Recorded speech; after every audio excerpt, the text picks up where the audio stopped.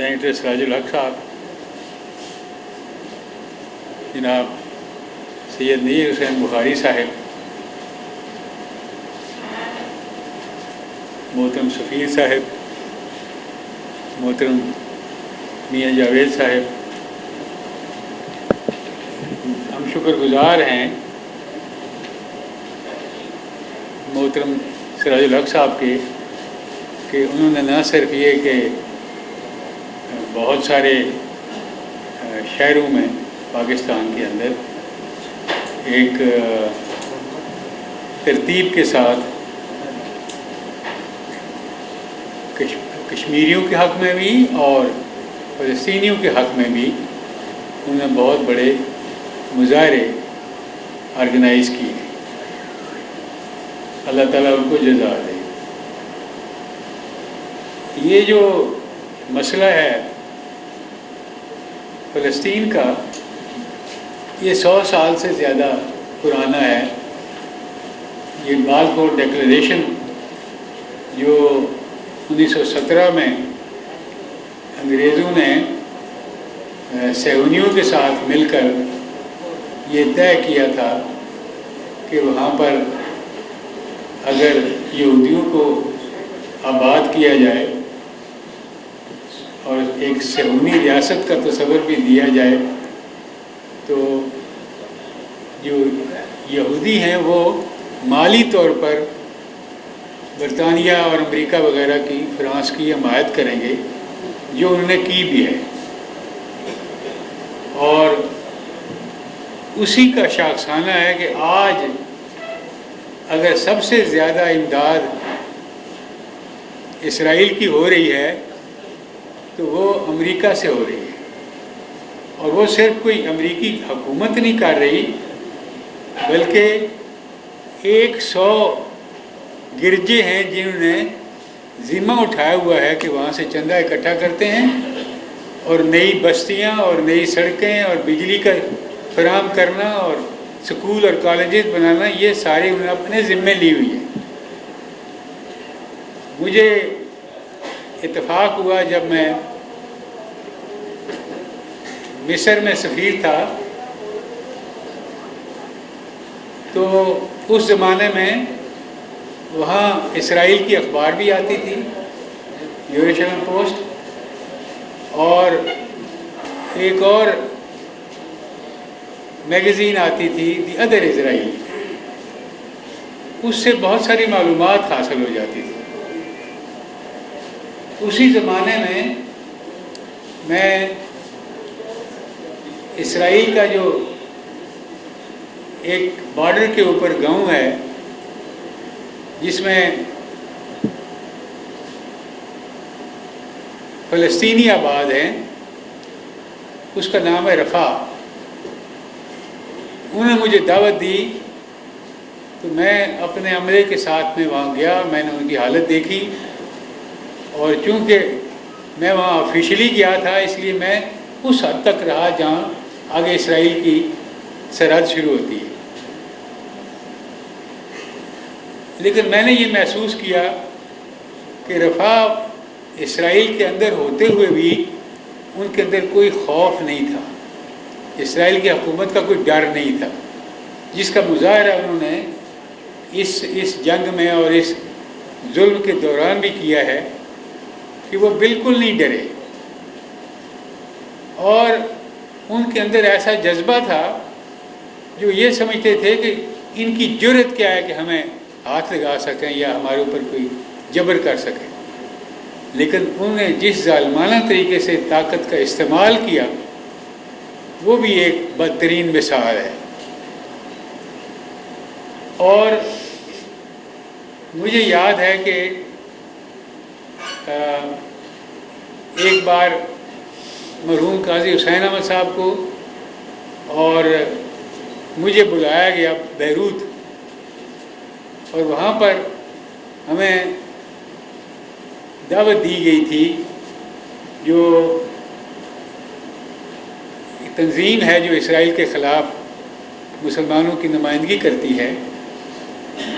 تو ہمیں خوشی ہوئی کہ قاضی صاحب نے ایک بڑی مقدار میں ان کو امداد بھی دی، اور جس کا اثر بہت اچھا ہوا۔ اور جتنے دن ہم وہاں رہے ہمیں جگہ جگہ پھرایا گیا، ہماری بریفنگ کی گئی، اور ان لوگوں نے اتنے منظم طریقے سے اپنے آفیسر بھی بنائے ہوئے ہیں اور اپنے آپ کو منظم کیا ہوا ہے کہ اسرائیل سمجھتا ہے کہ یہ بہت بڑا خطرہ ہے۔ لیکن یہ جو لوگ پڑھ جاتے ہیں جی کہ آپ اسرائیل کے ساتھ کوئی بات چیت کر لیں اور ایسا کوئی درمیانہ حل نکال لیں جو سب کے لیے قابل قبول ہو، تو یہ سب سے زیادہ نقصان دہ طرز عمل ہے۔ صحیح۔ اور اس سے نقصان ہی ہوا ہے، اس سے فائدہ کبھی نہیں ہوا۔ آپ دیکھتے ہیں کہ امریکہ نے اور باقی مغربی ممالک نے گھیر گار کے تو یاسر عرفات صاحب مرحوم کو اس بات پر مجبور کیا کہ وہ اسرائیل کو تسلیم کر لیں اور ہم آپ کے اس مسئلے کا کوئی حل نکالنے کی کوشش کریں گے۔ لیکن ارد گرد کے مسلمان عرب ممالک نے اس سے پہلے کئی سال پہلے انہوں نے اسرائیل کو تسلیم کیا ہوا تھا۔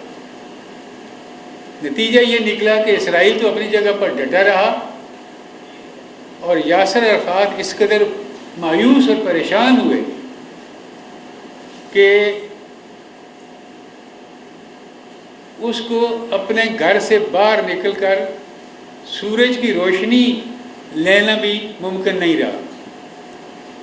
لہذا وہ بیماری کی حالت میں رات کو اپنے آدھے ٹوٹے ہوئے مکان کی جو پریزیڈنشل پیلیس سمجھا جاتا تھا اس کی چھت پر جا کر تاکہ تازہ ہوا لے سکیں، سانس لے سکیں، وہ وہاں پر رات وہاں بسر کرتے تھے۔ لیکن کچھ حاصل نہیں ہوا، الٹا اس کا نقصان ہی ہوا۔ لہذا یہ طے کرنے والی بات ہے کہ اسرائیل کا ایک وزیر اعظم ہو یا کوئی دوسرا آ جائے، اس سے کوئی فرق نہیں پڑے گا۔ جو بیماری ہے وہ ان مغربی ممالک میں ہے جہاں کی اکثریت اس کو اپنا بچہ خیال کرتی ہے اور اس کی پرورش کرتی ہے اور ان کی ہر لحاظ سے حمایت کرتی ہے۔ لیکن اس دفعہ آپ نے وہ معجزہ بھی دیکھا کہ سیکیورٹی کونسل کے اجلاس میں 15 ممالک جو ہیں وہ جب میٹنگ ہوتی ہے اور امریکہ کی جو ریپرزینٹیٹیو ہے وہ ہر ایک کے پاس جاتی ہے، منتیں کرتی ہے، کرسی کے نیچے ادھر ساتھ بیٹھ کر ان کی منتیں کرتی ہے اور کوئی اس کو مثبت جواب نہیں دیتا۔ اور اس نے کہا کہ یہ جو قرارداد ہے کویت کی، اس کو مسترد کیا جائے اور جو قرارداد ہم پیش کریں گے اس کی حمایت کی جائے۔ ایک ووٹ اس کو نہیں ملی سیکیورٹی کونسل کے اندر۔ یہ میرا خیال یہ ہے کہ میڈیا نے جو کچھ ظلم ہو رہے تھے اس کو جو میڈیا نے سپلیش کیا اور لمحہ بلمحہ خبریں دی، اور اسی لیے وہ ساری بلڈنگ ہی گرا دی گئی جس کے اندر میڈیا کے دفاتر تھے، اور خاص طور پر الجزیرہ کے پوری کئی منزلہ عمارتیں انہیں جہاز سے راکٹنگ کر کے گرا دی تھی۔ لیکن اس کا اثر جو ہے وہ پوری دنیا کے اندر ہوا۔ اب یہاں یہ کہا جاتا ہے کہ جی یہ مسلمان ملکوں کو کوئی ایسا آپس میں مشورہ کر کے کوئی کارروائی کرنی چاہیے۔ میں نے تو یہ بھی محسوس کیا ہے کہ جن ممالک کے اندر ڈیموکریسی ہے، جس میں لوگوں کو بولنے کی اجازت ہے، جس میں جلوس مظاہرہ کرنے کی اجازت ہے، وہ غیر مسلم ممالک میں مسلمان ملکوں سے زیادہ بڑے بڑے جلوس نکلے ہیں، بڑا احتجاج ہوا ہے۔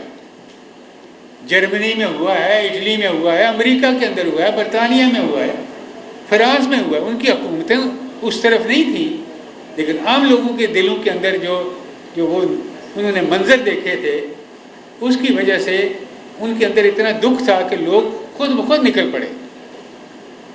اس لیے اس کو صرف مسلمانوں کی حد تک اور OIC کی حد تک نہیں رکھنا چاہیے۔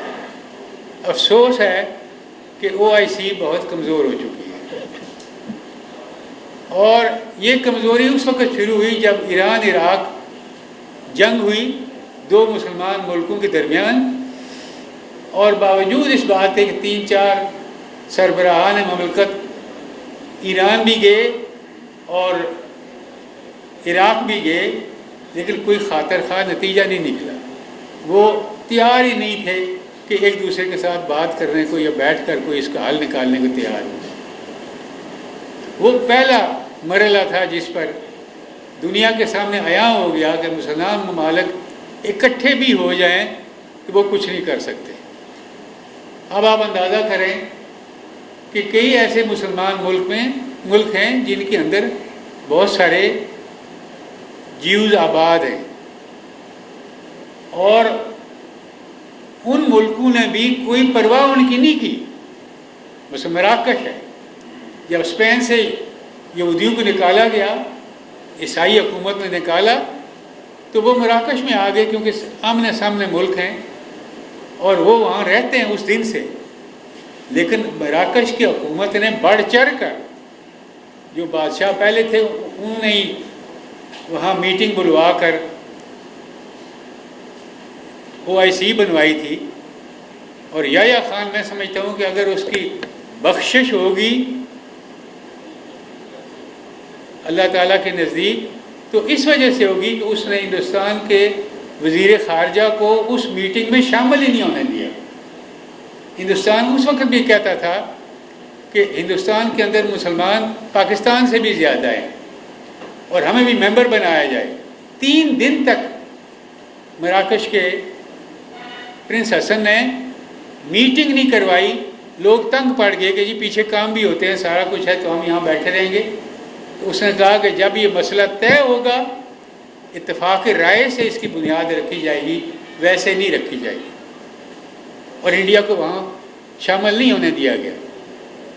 اور اب کیا حال تھا کہ سینٹ کے اندر کھڑے ہو کر جب ہمارے وزیر خارجہ نے یہ کہا کہ ہندوستان کی وزیر خارجہ کو وہاں میٹنگ میں بلوایا گیا، UAE کے اندر میٹنگ ہوئی ہے OIC کی، وزرائے خارجہ کی، ہم سے پوچھا بھی نہیں گیا، لہذا میں نے یہ فیصلہ کیا ہے کہ ہم جائیں گے ہی نہیں۔ میں نے کہا تمہیں وہاں جانا چاہیے تھا، تم تو فاؤنڈنگ ممبر تھے، وہاں جا کر اپنا موقف بیان کرتے۔ لیکن یہاں بھی کوئی سوچ بچار کی بڑی کمی ہے، اس حد تک کہ جب میں نے کھڑے ہو کر کہا کہ جی آپ کو صرف یہ کہ جی 10 منٹ جمعے کے دن ہم کیا کریں گے، تو میں نے کہا یہ کافی نہیں ہے۔ وہ بھی میں نے کہا یہ بھی 2 جمعے ہوگا، تیسرے جمعے وہ بھی نہیں ہوگا، اور یہی ہوا۔ تو انہوں نے کہا کہ میں کیا حملہ کر دوں انڈیا پر؟ جب انڈیا نے 5 اگست کو 370 ختم کیا اور ایملگمیٹ کرنے کی کوشش کی مقبوضہ کشمیر کو، تو یہاں سے آواز اٹھی کہ یہ ہندوستان کا داخلی معاملہ ہے، ہمارے ساتھ کوئی تعلق نہیں کہ ہم اس پر احتجاج کریں۔ اب یہ بھی کوئی بات ہے؟ یہ بھی کوئی خارجہ پالیسی ہے؟ تو اس لحاظ سے ہمیں صرف اسلامی ملکوں کے اوپر نہیں رہنا چاہیے۔ جو آج میں نے ڈان اخبار میں آپ نے بھی دیکھا ہوگا، بڑی تصویر ہے، اور اس میں مصر سے ایک قافلہ جا رہا ہے جس میں بڑی بڑی مشینری ہے، اور اس کو ری بلڈ کرنے کے لیے، غزہ کو دوبارہ بحال کرنے کے لیے وہ وہاں بھیجی جا رہی ہے، اور اس کے لیے انہوں نے $150 ملین بھی کہا ہے کہ وہاں جا کر خرچ کرے۔ یہ کوئی حکومتوں کی وجہ سے نہیں ہوتا، جب عوام کے جذبات ایسے ہوں تو پھر حکومتوں پر اثر پڑتا ہے، ورنہ وہ پرواہ ہی نہیں کرتے۔ یعنی آپ اندازہ کریں کہ ٹرمپ کے آخری دنوں میں 3 ممالک سے اس نے مجبور کر کے، لالچ دے کر تسلیم کروا لیا اسرائیل کو۔ तीनों मुसलमान मुल्क थे। और मुझे बहुत अफसोस हुआ जब सूडान ने तस्लीम किया और उनको कोई $1.5 बिलियन दिए गए और उन्होंने कहा जी हम इसको तस्लीम करते हैं। तो इस वजह से ये अगर मुसलमान ममालिक के अंदर आम आदमियों के जज्बा अगर ना हो तो वो ना करे, वो कुछ भी ना करे। मैं समझता हूँ ये जो मिस्र ने वहाँ इमदाद भेजी है और उसको रीबिल्ड करने के लिए पैसे भी भेजे हैं और हिम्मत की है, वो मिस्रियों के उस जज्बे से मरूब होकर जो कई साल से वहाँ बन रहा था, कोई एक ही हुकूमत से नहीं बना। उसमें हर हुकूमत ने अपना किरदार अदा किया है, उनकी ज़हन साजी की है, कई अरसे से हो रही थी। और उसके नतीजे में मिस्री दिल से कतन इसराइल को तस्लीम करने को तैयार नहीं है। मैं कोई 2 साल वहाँ सफ़ीर रहा हूँ। आप अंदाज़ा करें कि जो इसराइल का सफारत खाना है वो एक 15-20 मंजिला इमारत की चोटी के ऊपर एक झंडी सी नज़र आती है और नीचे पुलिस और फौज लगी हुई है जो उनको बचाने के लिए कि कोई इनको मार न जाए वो रेत की बोरियां वहाँ बिछा कर बैठे रहते हैं और वो वहाँ ऊपर टंगे रहते हैं। मिस्री कतन इसराइल के अंदर जाने को तैयार नहीं है। अगर उन्हें ये लालच भी दिया जाए कि आप चलें और वहाँ बैतुल मुक़द्दस में नमाज़ पढ़ाएँ, वो कहते हैं जी हम जब आज़ाद होगा तो पढ़ आएंगे। ये जब तक जज्बा नहीं होगा उस वक्त तक ऐसा नहीं होगा। आपने हज़रत अल्लामा की का रेफरेंस दिया। हज़रत अल्लामा इकबाल 1931 में गए थे बैतुल मुक़द्दस और वहाँ पर ये मोतमर आलम इस्लामी का वजूद और उसके अहदेदार वगैरह मुंतखब किए गए थे। मिस्र से अलूबा पाशा थे जिनको बाद में अंग्रेज़ हुकूमत ने मुल्क बदल करके श्रीलंका के अंदर नज़रबंद कर दिया और वो वहीं पर उनकी वफ़ात हुई। लेकिन वहाँ भी वो निचले नहीं बैठे, उन्हें दीनी मदरसे खोले, उन्होंने लोगों को ट्रेनिंग दी वगैरह। हज़रत अल्लामा एशिया की तरफ से नुमाइंदे बने, इन्हें 2 नायब सदर थे और उस वक़्त कोई शिया सुन्नी तनाज़ा भी इस तरह का नहीं था। तो जो पहले सेक्रेटरी जनरल थे वो सैयद ज़ियाउद्दीन तबातबाई ईरान के थे जिनको सेक्रेटरी जनरल बनाया गया। तो ये फ़िरकावारियत इतनी नहीं थी जो आजकल है। मैं समझता हूँ कि इसे भी ख़त्म किया जा सकता है और अगर ये ख़त्म ना की जाए तो फिर वो वक़ार जो इस्लामी दुनिया का है वो नहीं बन सकता। जिस तरह यहाँ जिक्र किया गया सबरा और शतीला का, मैं जब ट्यूनिस गया 81 में तो वहाँ पर उस वक्त अबू जिहाद वहाँ ज़िंदा थे, मुझे उनसे भी मिलवाया गया। उन्होंने कहा कि जब कभी इसराइल के साथ लड़ाई होती है, जंग होती है, कई झड़पें होती हैं, तो सबसे ज़्यादा मुअस्सर लड़ने वाले वो होते हैं जिन्होंने पाकिस्तान के अंदर मिलिट्री ट्रेनिंग ली होती है। और यहाँ पर उनकी मिलिट्री ट्रेनिंग होती रही है, अब भी हो रही है। तो इसलिए एक चीज़ जो मैंने वहाँ मिस्र में होते हुए देखी कि इसराइल का अगर कोई टारगेट फ़लस्तीन है या गज़ा है या वो इलाका है तो उसका नंबर 2 टारगेट जो पाकिस्तान है। और मैंने जब मैं सफारत के दौरान एक बहुत बड़े अहदेदार को मैं मिलने के लिए गया, कॉल करने के लिए गया, तो साथ मेरे डिफेंस के अफसर भी था। तो मैंने उन्हें कहा कि आपको इसराइल के जो हवाई जहाज़ों की मूवमेंट है उसका पता लगता रहता है, तो क्या ये मुमकिन है आपके लिए कि हमें बता सकें कि पाकिस्तान के एटमी प्रोग्राम के ऊपर उनकी नज़र है, तो वो कोई ऐसी कार्रवाई अगर करने लगें तो आप हमें इत्तला दे सकें। उसने कहा ज़रूर, बड़ा वो टॉप का अफसर था। तो जब हम वापस आ रहे थे तो वो जो डिफेंस अताशी था उसने कहा जी ऐसे ही उसने कह दिया है, ये कहाँ इसराइल को नाराज़ करके आपको वो इतला देंगे।